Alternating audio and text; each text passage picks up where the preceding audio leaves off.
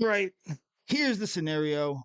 It's the final table of the Poker Go Masters back in 2023.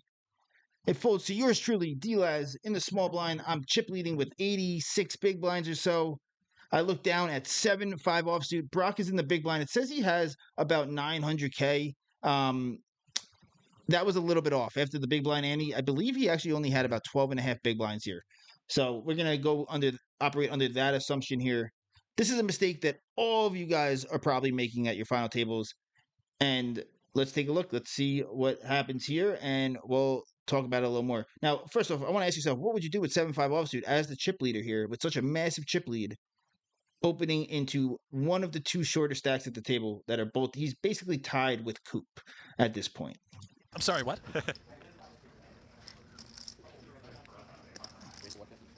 I raised to 150K, 2.5 big blinds. And Brock looks down at pocket eights. What are you doing with pocket eights here? Is it an easy decision? Some of you might think so. Do you know what Storm X is? It's a crypto thing, I think. Okay. They do Storm X invitational tournaments here. It's like 5K with a ton of... He goes all in. We make the snap fold. I knew this would be a mistake in the game, and it is a mistake, and I'm going to show you why. I'm going to explain why. It's going to make a ton of sense. I know it's going to sound crazy to you right now, but at this stack depth, for sure, is going to be an error, in my opinion, at 12 big blinds. Let's go take a look. Stand by. All right, here's scenario one. We're deep in the vault at OCTOPI, poker.ai, doing some study. And here's the spot. Small blind here has 35 big blinds, and Justin Saliba's in the big blind with 8.6 behind, one big in front, so 9.6 in total. And this is the small blinds range. Now, for those of you that don't know how, let me zoom in just a little bit for you guys. Oop. For those of you that don't, fully understand how to read a sim or read a chart like this, what it basically is being done here, it's color-coded into three options. There's shoving for the small blind. There's raising to two bigs. That's the yellow. So anywhere you see yellow is these are hands that want to raise. If it's partially shaded, that means that there's a frequency. You should do one or another thing at some amount of the time. Wouldn't overly stress about that. And then wherever you see pink, those hands just want to be shoving all in. If there was green on here, that would be calling, and gray is folding. So the first thing you would notice is, as chip leader here, or covering the big blind specifically, you're not going to play limps. You want to put a lot of pressure on the opponent. You want to fold out a ton of stuff. He has to play relatively ICM aware, even though he's last. He still doesn't want to bust, right? So we're able to put pressure, and the best way to do that is by raising pretty polar in the spot, or extremely polar, I should say, and then otherwise shoving hands that just, if they get called, want to see 5 cards. All your suited hands generally want to just see all 5 if they're going to get called, but they also want to get folds. Now, how I look at this spot is I'm going to obviously think about what people actually do in game, and I think people are actually even tighter than this, but for this example, let's just focus on what the sim is saying. The sim is saying that you should be raising to two bigs, extremely polar. So if you're not shoving, you're going to be raising hands only as strong as 8s, 9s, 10s, jacks, queens, kings, aces, ace, king suited, king, queen suited, king, jack suited. And then these are, the few combos of hands that are, somewhere in the middle of hand strength, but they're still, they perform best as inducing worse to shove. I'll get into that maybe a little more later. But it's basically 8s plus and strong broadways. And then what's on the other side of that? Hands like Jack 6-0, Jack 3-0, Queen 3-0, Queen Deuce-0, 10-5-0, 10-3-0, 9-5-0, 8-4-0. Now, if you have pocket 8s here, do you want to fold out 8-4 offsuit? If you have pocket 9s, do you want to fold out 9-5 offsuit or 10-5 offsuit? Do you expect King, Queen, and King, Jack suited to fold? Some reasons that people give is because they want to get the 2 overcards to fold out. He shouldn't have a lot of that. A lot of those are just going to jam. So what do you end up doing with pocket 8s here? Well, you're not going to shove and ever get called by pocket 7s, because that hand's supposed to just jam on its own, or 6s is supposed to just shove on its own. You're going to shove and only get called by 9s, 10s, jacks, queens, kings, aces. So you're going to end up putting yourself into this corner of literally shoving, getting called, and being dead, or folding out the hands that have 2 unders to you, and there's nowhere in between, really. Yeah, maybe ace king suited you're flipping with. Great.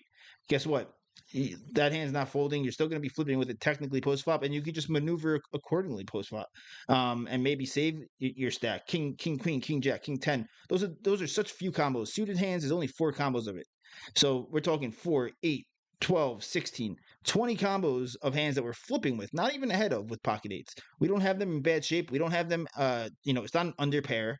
And then there's 6, 12, 18, 24, 30, 36 combos of hands because there's 6 combos of each pocket pair that we are literally a huge, huge underdog to. So, with that being said, now let's run the scenario. So, small blind raises here, and here is the reaction. In theory, aces, and this is off 9.6. We're going to go up a little bit. Things do change as you get a little bit deeper, but for the most part, the idea here is going to remain the same. Aces all the way down to pocket threes is supposed to just call. You just play pure calls. It might seem crazy. Threes, you could probably shove, and it's probably going to make about the same as calling. And you can see here, it's basically break even to do either. I mean, it's the same EV to do either. You never want to raise the 3.5. That's losing money, but you're making about $600 by calling and $600 by jamming. But 4s, 5s, 6s, 7s, 8s.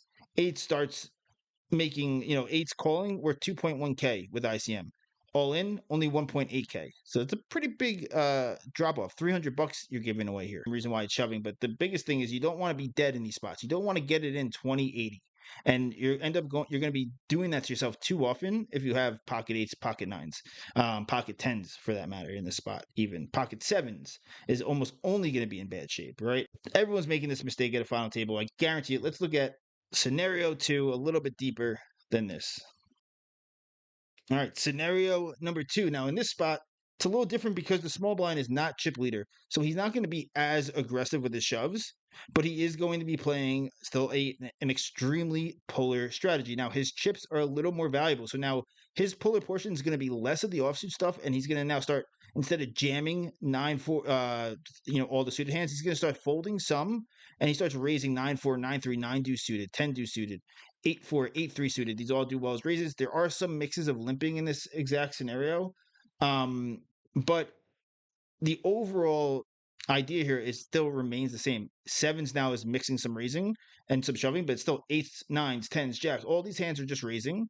And then everything else, and then obviously suited broadways, and then everything else is garbage. So again, if you have pocket eights in the spot, pocket sevens, pocket nines, do you really want to jam and be only up against? Sometimes, yeah, if you have nines, you're up against one hand, eights, half of the time sevens. But there's still 6, 12, 18, 24, 30 combos here that you're basically dead to. And then there's, a whole bunch of, 25 combos or so of hands you're flipping with. If you're only going to be dead or flipping, is that a good spot you want to be in? And then what does nines end up doing here? It ends up folding out 9-4 suited, 9-3 suited, 9-2 suited, eights folds out 8-4 suited, 8-3 suited. 2 unders, nines is crushing 8-4 suited and has 9-4 suited basically dead. Eights is crushing 8-4 suited, has 9-4 suited in horrible shape, and folds out like 7-3 suited. So is that really a winning strategy? Of course it isn't. But we can now run out the scenario. Now small blind raises, and you can see again, here's the reaction. Aces, kings, queens, jacks, tens. And this is off 12.5 big blinds. Tens, nines, eights, sevens, sixes, fives, fours, all just calling. Now 3 starts to shove, deuces starts to shove, because these hands benefit from folding out king 5-0, right? Obviously. Queen 4-0, king 4-0. Or I guess that's not necessarily, but yeah, same idea. King 4-0. King 5-0 folds out these hands that have 2 overcards of threes. 9-4 suited, threes wants to fold out. Yeah, 9-3, 9-2 suited, our hands we're doing really well against, but there's still enough of this garbage. There's enough of the 2 overcards that we are going to fold out and not have to necessarily worry about playing post flop against and with very little clarity.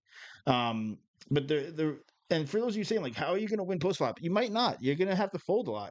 But the point is, when their range is so polar and so split between just like top tier pocket pairs and suited broadways and garbage, when you jam, that's why a lot of you were probably constantly sending, dude, I wouldn't believe it, final table 6 left, and I had 10 big blinds and pocket eights, like such a good spot. And the small blind chip leader raises the 2 bigs. I jam, and he has fucking aces somehow. And like that's a great bad beat story. But guess what? You could have avoided it. You could have avoided it by just calling. Now let's look at another spot very similar.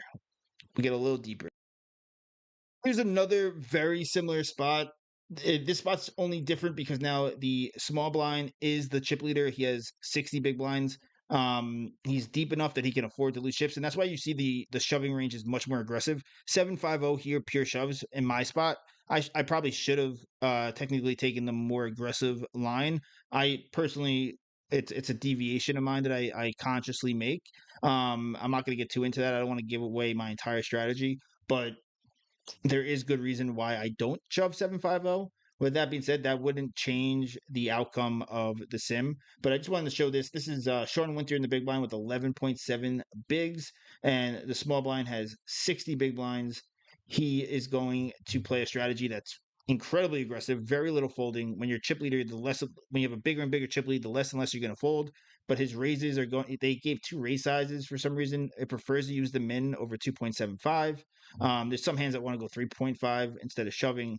So be it. Versus a deeper, versus 12 bigs, I guess it's the same idea. But still, look at the hands that are going min. It's just a little bit of sevens, a little bit of eights now because they're giving 2 sizes, but it's still nines plus basically. So again, if you have pocket eights, are you going to want to shove and only get in against pocket nines? No, of course not. Sorry about that.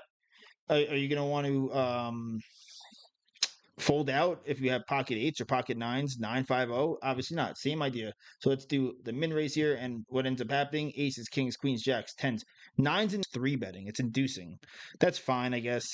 I guess that's fine. It's gonna induce like some crazy shoves here.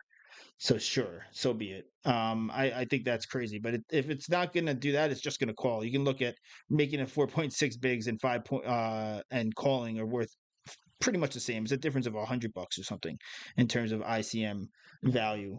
But yeah, with that being said, stop making this mistake. Everyone does it.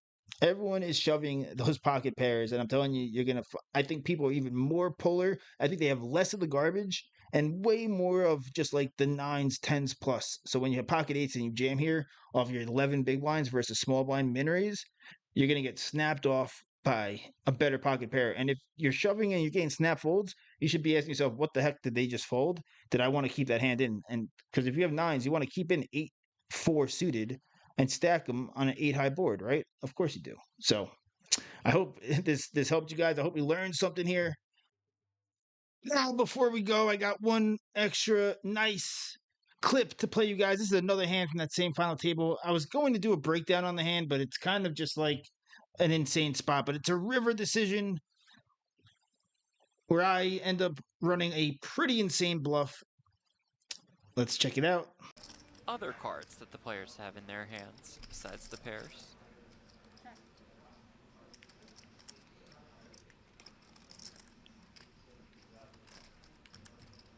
See if Coop goes for a little bit of value. We've got the key diamond, as you pointed out, in our hand. We're not at all afraid of.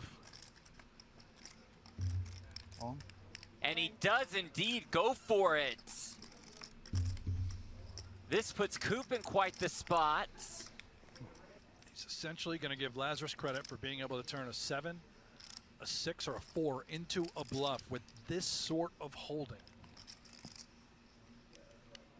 That is pretty much it. I look stoic as fuck. And he lets it go. I think that's a bluff. Brock thinks it was a bluff, and he was right.